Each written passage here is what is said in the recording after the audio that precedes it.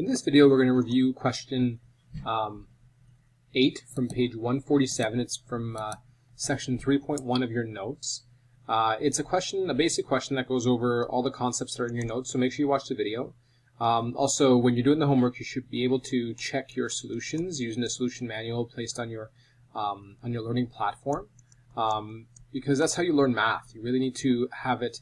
You really need to see the solution for yourself and think about it rather than just sit there passively and listen to someone who knows how to do it. You need to learn about the math from the perspective of someone who can't do it perfectly yet, and that's how that will build those connections in your brain to learn it.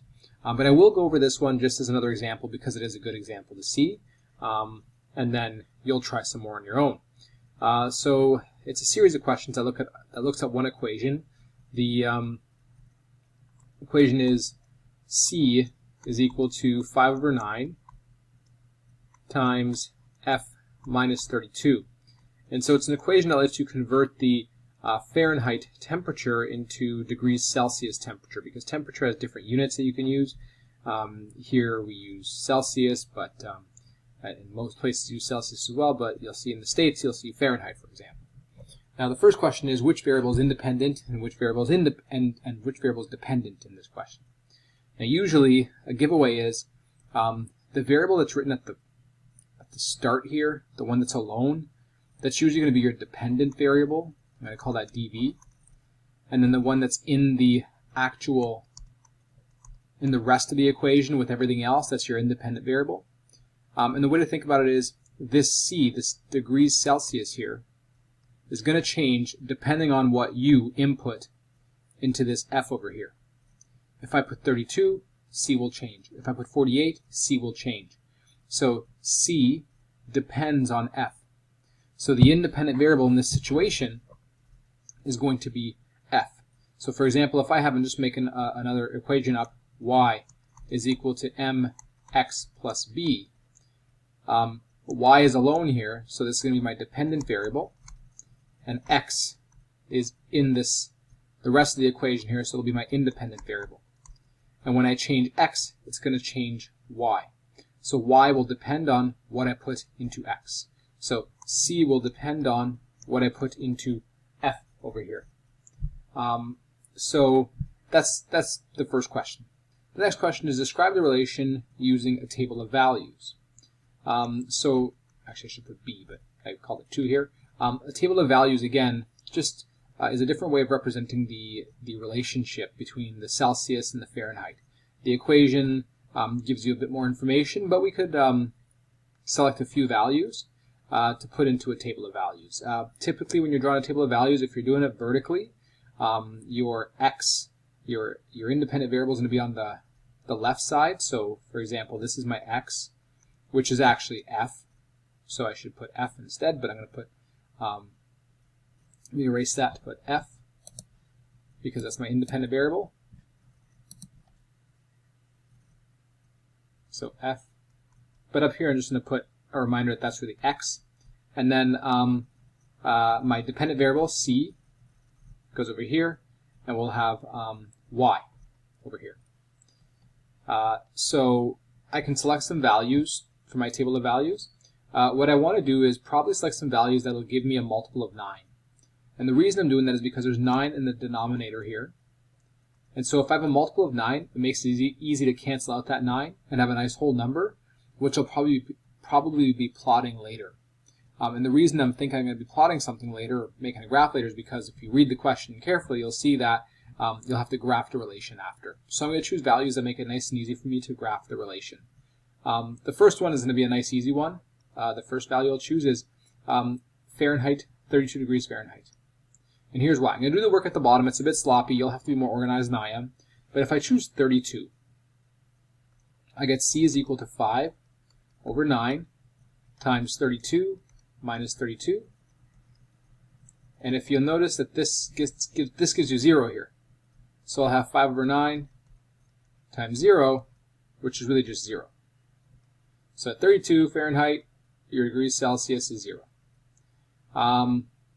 Now I'm going to go up by 9, because if I go up by 9, that'll give me a multiple of 9 after the subtraction. So 41, because 32 plus 9 is 41. So if I do that, I get C is equal to 5 over 9, 41 minus 32, which is 5 over 9. 41 minus 32 is 9. Cancels out, and I get 5. I'll choose another value. Let's go up by 9 again. So let's get 50. So C is equal to 5 over 9 times 50 minus 32, which is equal to 5 over 9 times, that would be 18. Cross that out, cross this out, becomes 2 there, so this is equal to 10. I'm running out of space there, but 10. Let's go up by 9 again. Let's do 59. So C is equal to 5 over 9 times 59 minus 32. That's going to be C is equal to 5 over 9 times 27. We'll multiply 9 again. Cross that out, this becomes 3, so that would be 15. And you can get a few more.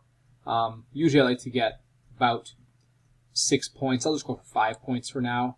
Let's do C is equal to, let's do 68 for Fahrenheit. 68 because I added 9 again. So we have 5 over 9, and then 68 minus 32. And that's going to give us 5 over 9 times 36. Cross that out, this becomes 4 there, so that's 20. And I can do one more. Let's go up by 9 one more time, so we get 77. So if you have 77, you get, put that here as 20. 5 over 9, 77 minus 32, like that. And so we get 5 over 9 times 45. Cross this out, that's 5, and that's 25. And as you notice, every time we go up by 9, we go up by 5 here. So we have a table of values that kind of shows us that relationship, that every time we increase Fahrenheit, we increase degrees Celsius as well. And it's a linear relationship, because if you were to do your first differences, you'd see that you're always getting a difference of 5, 5, 5. So a constant first difference as well. We're not going up by 1 unit here, but we're going up by 9 consistently. So if you did the ratio, we'd see that we'd have a consistent increase. So it is linear for sure if you're using your table of values. We also know from the equation that it's linear because we have 2 variables. They're not being multiplied by each other. They're first degree variables. There's no variable in the denominator, so it follows all those criteria as well. So based on the equation, table of values, you can tell right away that it's a linear equation. We're going to have to graph the relation. Before we graph the relation, I want to do question D, and then question D. Let's do that first. So I'm just going to erase some of the work I did below here, and we'll do question D together. Is the data continuous or discrete? And so what I need you to get is, when we're looking at the data, we're looking at temperatures.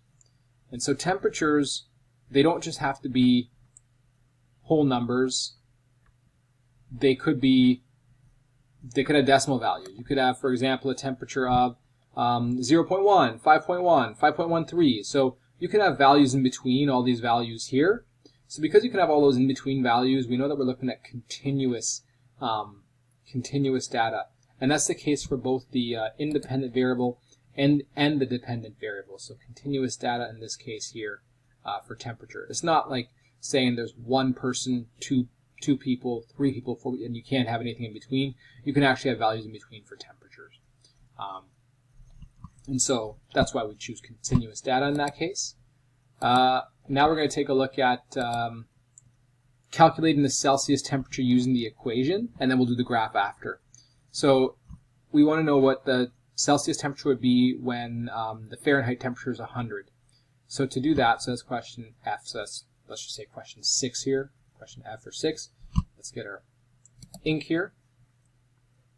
So we have F is equal to 100. And so C is going to be equal to, let's put our equation up here, 5 over 9 times f minus 32.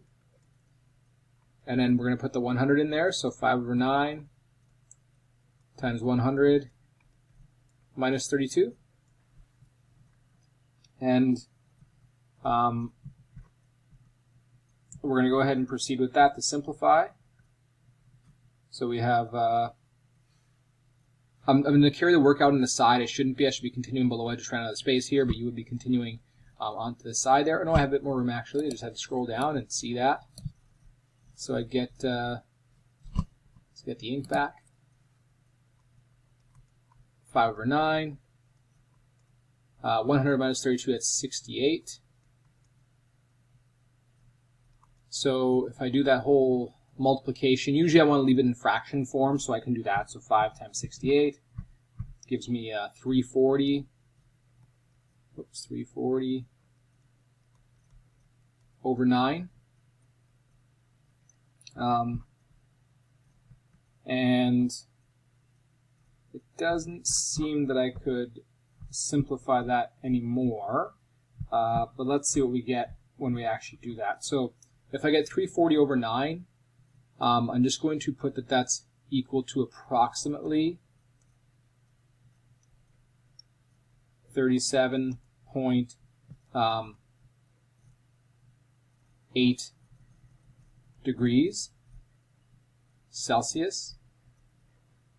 So I'm just showing you that because in the previous question we're asked to estimate what the value is on the graph. We're going to see if we can get as close to that. Notice this equation, using an equation to figure out a value is actually usually a bit more specific. It gives you a bit more of a specific answer because when you're looking at a graph, you're really just estimating. Whereas the equation gives you a specific value based on the value that you plug into that equation. Here I rounded to 1 decimal place. Depending on the question, you might need to round to 2. So for example, if I said round to 2 decimal places, I would have had that little dot shows me that I'm rounding there, and I'm getting an approximate value, 37.78 if I had to do 2 decimal places degrees Celsius. So using the equation, you get a more specific answer than just estimating from the graph. We're going to go and start drawing the graph when I answer that question there as well. Why might you predict the value using an equation instead of using a graph or table? Also with a table, if you had to use a table to find the trend every time, so let's say you didn't know an equation, you didn't have a graph, you have to go up by 9, then it would be 30, 9 again, 35, 9 again, up until you get to about 100, you'd have to estimate. So there's more estimation happening with the table, and it can be a bit time consuming. With the equation, it's nice and easy. It's you plug in the number, and then it shoots you out an answer. It's quite specific.